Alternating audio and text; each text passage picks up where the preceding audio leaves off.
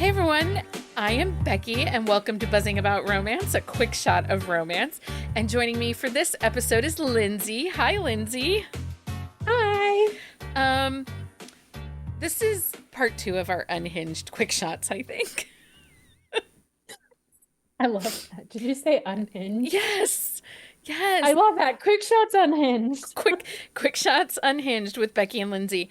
So we read a couple of small town contemporary romances that have been buzz about them and talked about. This one in particular has a little bit of some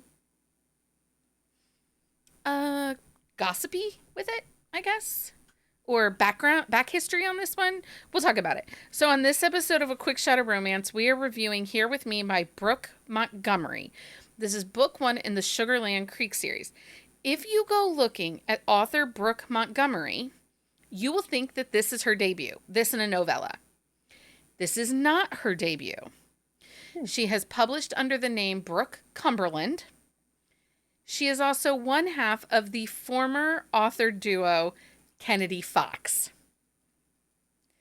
So you would expect, and I think Kennedy Fox had something like 75 plus titles under their belt, and were very successful before they dissolved their partnership. So you would expect a fairly well-written, well-executed book, because she's written 75 successful books. But not alone. But not alone. So we'll link the synopsis of this book in our on-the-shelf show notes at buzzingaboutromance.com. Release date for this is September 6th of 2023. Tropes, age gap, small town, forbidden. This is a family series, cowboy, instant connection. The series is the Sugarland Creek series. These are going to be interconnected standalones. This is written in dual first-person point of view. Put out percentage was 8%, but it fades to black, which is what she does in the whole fucking book. And it was annoying. Like, I don't mind a one-night stand that fades to black. Especially so that if the relationship's continuing and we're building up chemistry. She did that the entire book. So this is really detracted from their chemistry too. It was like a fire extinguisher on their chemistry. Like, you could not believe in their chemistry, because as soon as it would start, like the flirting and the banter would gear up, it quickly faded to black. And I also think this is bullshit that she didn't mark it as fade to black or closed door, because that's what this is. Yeah. Made me a little ragey, Lindsay. Yeah, that's not even where the issue started for me, though. Okay, well, let me finish this. Audio narrators in this book are narrated by Tor Tom and Maxine Mitchell. I did not listen to the audio, but Lindsay did. So tell everybody, how was the audio, Lindsay? Trash! It was trash. Why was it trash? I love Tor Tom. I love Maxine Mitchell. I think they're both great. There is a fake Southern accent they adopt throughout the whole book that is so bad. It's so bad. And it's so unnecessary, because they keep going back from their normal voices to their Southern accent. And like, the section where this book takes place, they don't even have Southern accents. They have like a Mountain Virginia accent, which is wholly different. And it was just awful. It took away from the story, but it didn't actually take away from the story, because the story was, in my opinion, not that great to start with. Like, I wholly struggled with this book. So there is a third act breakup. It is encouraged that if you're going to pick this title up, please read the author's notes for content warnings. Now, if you get the audiobook, the author's notes and content warning are not included in the audiobook. And fucking shame on whoever was her producer on that. That's a mistake. Yeah, when I listened to the first chapter, I texted Becky and I was like, are there no trigger warnings for this book? Because I was appalled. The first scene in the book, I had no warning whatsoever. Right. He's talking about committing suicide. And there is an attempt in that first chapter. Yeah. And I had no warning at all, none at all. The day I was listening to this, I was not in the mood for that. Yeah. And usually I don't need trigger warnings. I use them as like, maybe I'm not in the mood for that book right now, but I'll read anything. Like I will read anything. And I did not appreciate that at all. So, shame on whoever was the producer for that audiobook. And shame on this author for not making sure that that was included in the audio, because it was jarring. And then there are a couple of chapters later on in the book where he describes, because part of the reason that he's contemplating suicide is his daughter has died in a tragic accident and it has torn the family apart. And he is just at his end, like depression. Obviously, he does not feel like he can go on living. And later on in the book, for 2 chapters, he describes what happened, how his daughter died, about the accident, about living through her funeral, and then his suicide attempt again later on in the book. And holy crap, if you had triggers and you picked up that audiobook, that would be terrible. Terrible. So that right there is like, are you fucking for real, people? Do better. And it does make me want to see who produced that audio and send them an email and be like, you're doing a disservice to your listeners.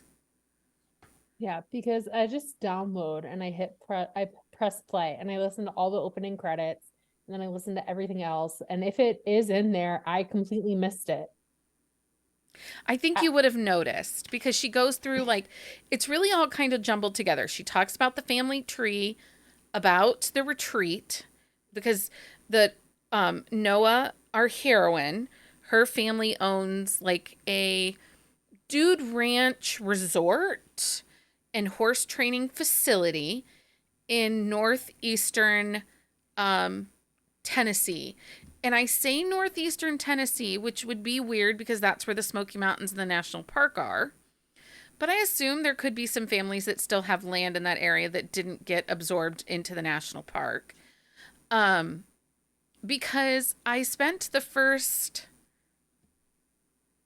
Because when they meet, they're at a horse show, like a expo of barrel racing competition type stuff.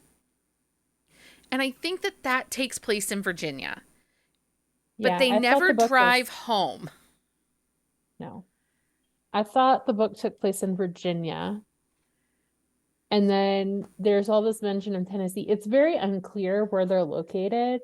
Like, I feel like that's a basic kind of specific that needs to be included at the beginning. Like, there's ways to do that, but like, if you're going to include multiple locations across state lines in a book, you need to be very specific about where you're located to give some kind of, like, there's no 3-dimensional imagery in this book, really. Like, you can't immerse yourself into the town or anything like that. Like, usually, Well, they don't like even when I describe read, the town. She drives no, to a restaurant. and She that's it. drives out of town to the retreat and drives to the ex-boyfriend, the hero's son's house. Like, and the hero drives to his house. But we don't have an idea of what this town looks like. We don't know other restaurants or stores or anything like that. And here's the other problem with this location. In the conversation and banter, there was this deep Southern accent. So I am talking Western Georgia, Alabama, Mississippi, like that, not the Texas twang, but that deep Southern accent. That would not be in Tennessee. And Nope. it talks about her family being from there for generations. And it was like character consistency here, people. Character consistency. Yeah. There's a Um, lot of plot holes in this one too.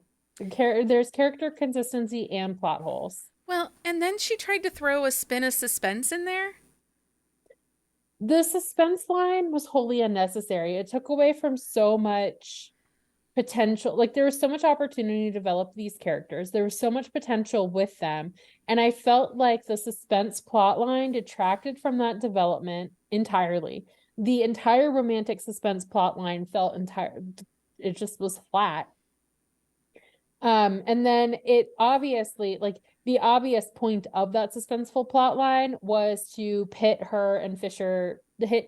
Noah and Fisher together as they're struggling with, as they've decided to be respectful of Jace, her ex-boyfriend, Noah's son, and Well, no, they're not Fisher's going to be son. together. Noah's Yeah, the Fisher's girl, son. Fisher is the guy. So Fisher is the estranged father of Jace, who is Noah's ex-boyfriend.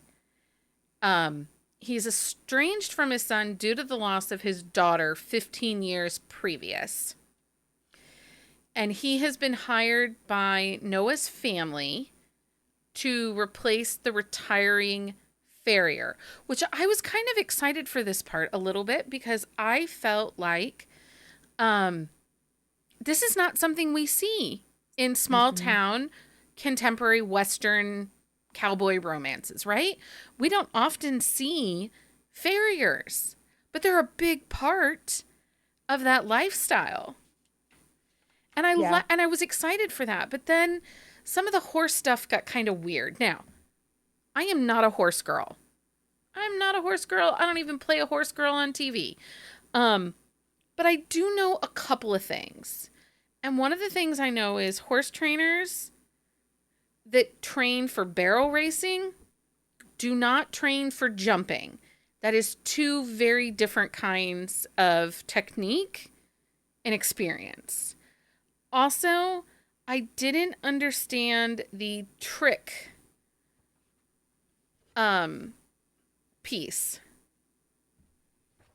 Oh, the trick riding. Yeah. Okay, so trick riding is essentially like gymnastics on horses. It's like, But would a horse trainer for barrel racing or a horse trainer for jumping also be an expert in trick riding? so jumping is okay. I used to I rode horses for 5 years growing up. The only way that she would be able to train all of those areas is beginner level. When you get to an elite competition level, you are very specialized. It's like basically having a PhD in a subject area, but in training, because you've got to have dedicated time and experience and things like that. That's my first issue with Noah. She's 22. She does not have the experience. She's risen very quickly to being an elite level trainer. But again, like Becky's point, it's very hard to believe that storyline because jumping is English style riding, which is completely different from Western style riding. Now, if you're focusing on like rodeo type riding, it is reasonable that you'd be able to do like barrel racing and trick riding, because both of those are rodeo type riding.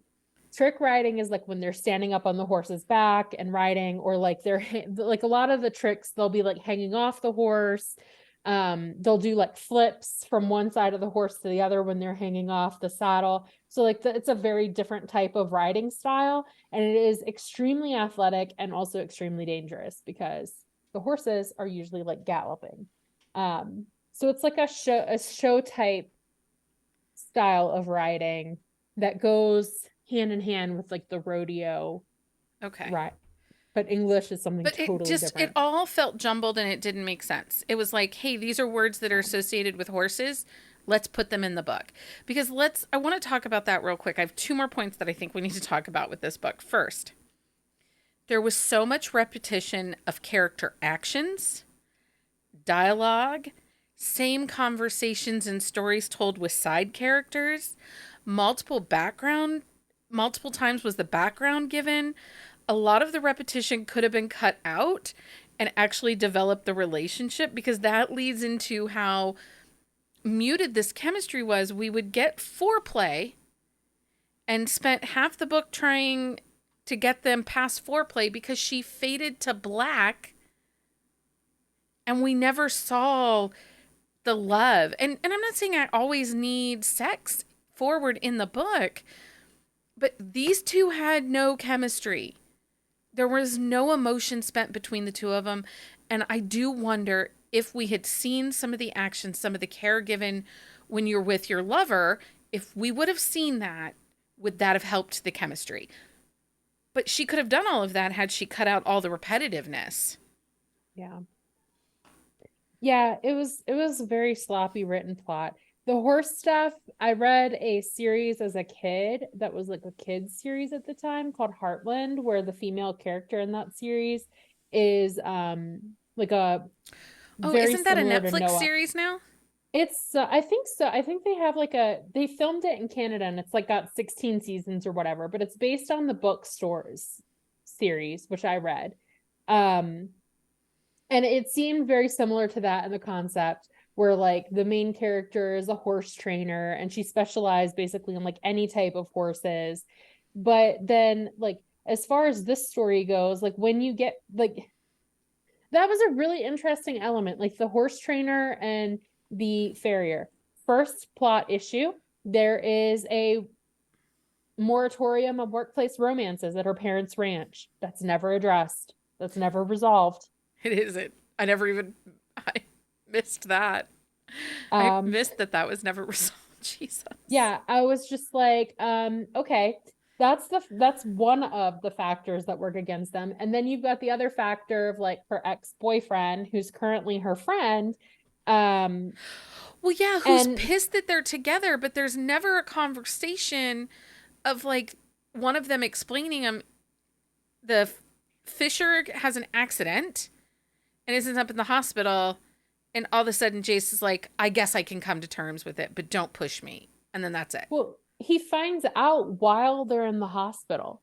So like when they're in the hospital, he realizes that like the fact that she's there for his dad, um, he like storms out. You never see that on the page at all. This all happens off the page, but during the story. And like the book is building up to that moment, right? Like when he finds out, like this is an age gap romance. Ex-boyfriend's dead. That's the drama we want to see in this Yeah. book. Yeah, That's and the drama instead we we got want a to see in the book. fire in a barn and a snake in the hay. Like, and I'm not even talking about a good snake. I'm talking about a real fucking snake. Yeah. Um, They okay. both wind up injured. And then, yeah, like Jace, the scene where Jace finds out happens off the page, and we don't find out about it as a reader until Fisher wakes up and she tells him, Noah tells him where Jace is. Yeah. Well, yeah. Okay. So I want to talk about this one last thing before we ask the question. Because this is a pet peeve for me that I didn't even know was a pet peeve until fairly recently. Because there's one particular author that everyone loves that is all about the pop culture references in her books. And I've gotten Oh to the gosh. point that I cannot read her books anymore because the pop culture is so thick and so heavy that it just dates the fucking book. So, this book has too many pop culture references, and they are so repetitive and they are so forced that every time it was mentioned, it took me right out of the book. Like there was no coming back to the story because I just was irritated that I had to read one more fucking thing about Taylor Swift. The horse is named Taylor Allison Swift. The song, something by Taylor Allison Swift. A comment about Taylor Allison Swift. Like, it was all in the book, and I get it. She's a big deal, and people really like her. But what happens in 2 years when her popularity dies down and she's waving out of her current popularity? This book has no shelf life. No. You've just dated this book and yourself. And maybe it's the Gen X in me. Maybe I'm freaking old and turning into my grouchy father when it comes to music. I have no feels one way or another. Do not come at me, you guys. I don't. If you love Taylor Swift, that's great. But I want to say there were over 60 references in Yeah. this book to Taylor Swift and Taylor Swift things. And it was annoying. It was it's fine if it's one or two, but in this one it's like shouted from the rooftops. If they've put the same amount of effort into building chemistry between the characters as they had into inserting as many Taylor Swift references as there were in this book, I think the book might have had more potential. But actually probably not, because there's other issues as too. I have a couple more I wanted to highlight Okay, just highlight so all you your can be issues. fully informed here. So I felt like the book included more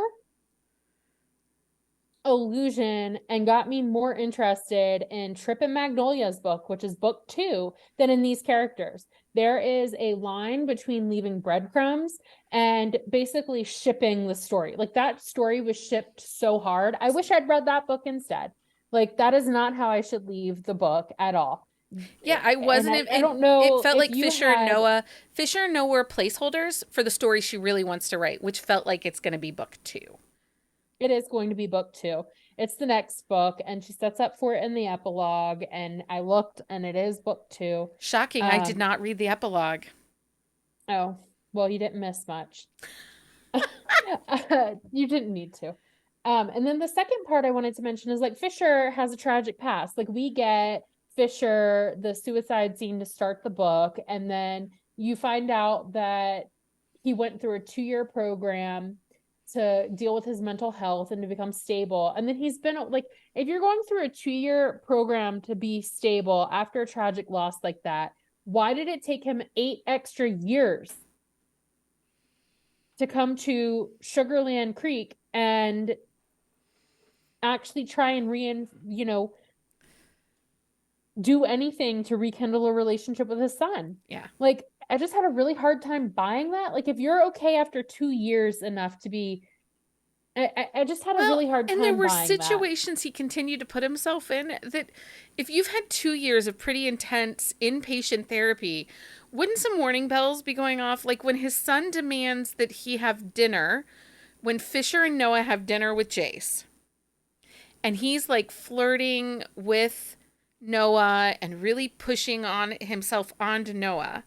Like, wouldn't some warning bells have gone off in his brain and he'd been like, okay, danger, danger, abort, get out, and, like, confront it, use your big words and talk about it. But he doesn't. They both just sit there at dinner like. He flat out calls her his girlfriend. They're broken up, and he refers to her as his girlfriend. No one knows going into the dinner that he's referred to her as his girlfriend, because Fisher is like, hey, here's what's going on. Like, are you sure things are really over between the two of you?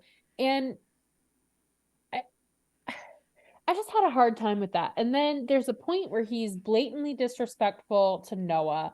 He's a total douchebag to her, just goes off at her in front of her brothers and everything. And, like, he doesn't even know about her relationship with Fisher at this point. He's just jealous and upset. And that whole scene, like, if he really cared about her, like, he wouldn't have treated her that way. Yeah. And that made it, and the fact that they were able to resolve things, or that her family was even encouraging them to mend the friendship, just seemed very weird, because they're so overprotective of her as the baby of the family. And, like, so the family didn't make a lot of sense either. And I don't really want to get into that, because that family I felt like Brooke tried to write that family as being like this perfect 1950s, nucleus family, everybody loves everybody. We all live together happily on the farm. And honestly, it was weird. There was a lot of weird with the family. So I'm going to ask, are you going to read the next book in the series, or are you done? I'm done with this author. I will not read her again. Yeah, I think I'm done too. I mean, I'm curious about them, but not curious enough to give the author any more space or time. Okay, so I'm going to ask the question, Lindsay. Should people read Come Here, Are Here With Me? No, they should not. I don't disagree with you. I don't think it just wasn't great. It was really a letdown. And I had some high hopes for it. So anyway, Lindsay, thanks for hanging out with me and reading Here With Me.